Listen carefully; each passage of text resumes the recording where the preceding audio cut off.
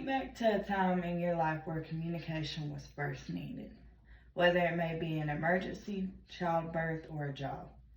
Take time to think about how communication truly works and how often it is in active motion.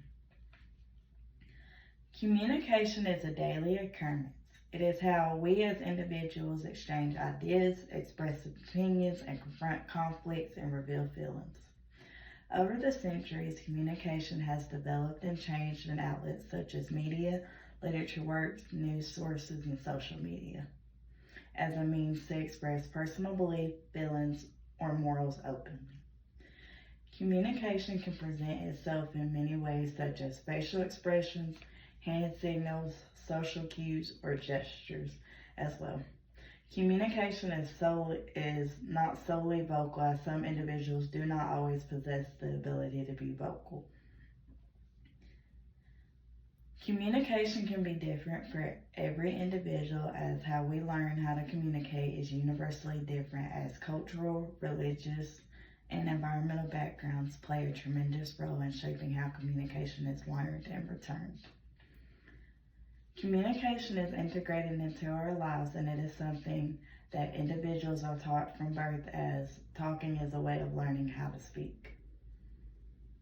Communication truly plays a role in every individual's life, as without communication, we would not truly know how to exchange information, messages, feelings, or emotions properly.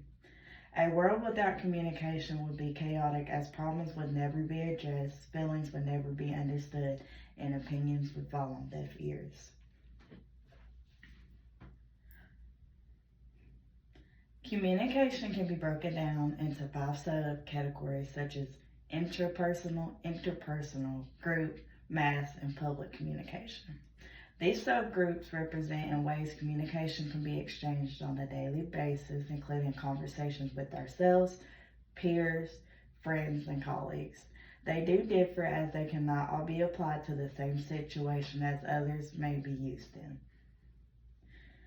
With further increases of research and testing for communication, the development of models such as transmission, transactional, and interactive, which can be applied to daily life when circumstances call for it. As these models are breakdowns of communication in settings such as workplace, financial, and personal conversations. Personally, the first model I'd say fits the definition of communication the best is the interactive model, as it has key components as sender and receiver from the transmission model, which focuses on the speaker exchanging a message to the listener and the potential interference of noise, which may yield for the listener to do some decoding of the message. The interactive model takes these components of listeners and speakers, but applies human behavior, experience, and feedback from both parties. This model can be seen in daily life, as we as humans have multiple interactions on a daily basis.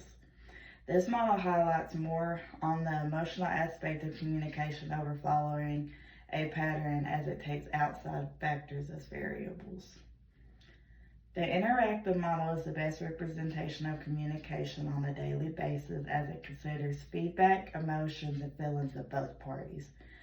This model can be seen as whether you're a parent, educator, authority figure, or speaker, as it provides the ability for both parties to hear each other out, share their thoughts and opinions about situations/subjects. I've had experience with this model while being a supervisor and having employees, as feedback, recognition, and coaching are essential, as feedback for what employees may be doing right or wrong, recognition for service, speed, and quality, and coaching for improvement. As for communication in the daily life, it is truly integrated into daily circumstances such as academic, professional, personal, and civic, which are all connected to communication, as they are required some form of it. Communication is intertwined with many factors of life, as many roles and priorities require it of individuals, and it allows room for awareness, growth, as it takes shaping, as every method of communication may not be applicable to every situation or person. Communication in a professional setting can range from a meeting or an interview. Academic could be meeting with an advisor/counselor, or personal could be reconciliation with a partner after an argument. Despite some individuals wanting to avoid it, communication has definitely carved its way into our lives and society, as it truly makes us aware of how we speak to one another, connect, or resolve conflicts with the individual or party. Communication is unavoidable, as without it, many misunderstandings and miscommunications would be more rampant, as individuals would gain the mentality of their opinions are more valid than others. As my job being a shift supervisor has taught me that communication is crucial, as it can be the guiding force in the prevention of misinformation, miscommunication, and even frustration, as customers just want honesty truly, even if it's something they're not happy with. With communication, there are rules, as it is learned by methods such as being taught by an educator, actively speaking with peers, or self-teaching. Communication is learned differently by others due to factors such as language, religion, culture, ideals that can shape the way an individual may be taught how to communicate or how to perceive the feelings of others.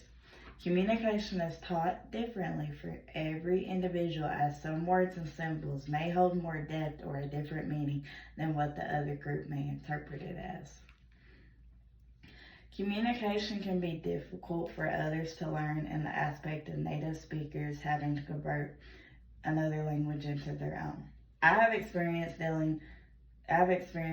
this dealing with more Spanish-speaking customers, as some know some level of English and others do not. Communication definitely does not come easy, as it changes constantly with new words, slang, expressions, and metaphors as well. This can impact how well an individual can speak and interpret the other party. Another experience I can recall is helping two deaf customers order their food by using pen and paper, as I'm not knowledgeable in ASL, but I do have the patience to write down questions and response.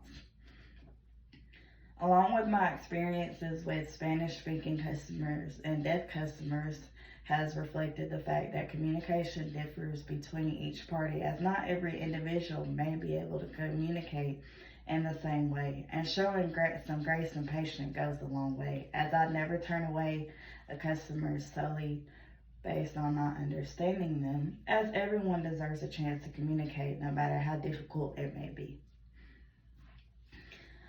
Overall, the development of communication has impacted society over centuries, as it has been taught and learned by many individuals who have grown to understand the other party's thoughts, feelings, and beliefs. The rules and standards of communications and life aspects, such as professional, educational, personal, have communication as not an easy concept to grasp, as it definitely differs for each individual, as some words hold more weight than others and some have zero meaning.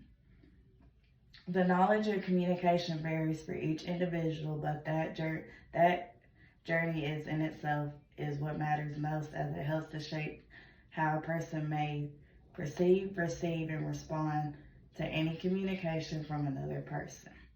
Without communication itself, we as a society would be truly lost, as no one would have any direction or purpose on how to portray effective listening and speaking, which are two key components of communication. Communication is what keeps aspects in life in order, as it is the only true way to exchange words properly and effectively. It drives the force behind our daily conversations, appearances, and interactions. As for a closing statement, when has there been a time that communication has been difficult for you?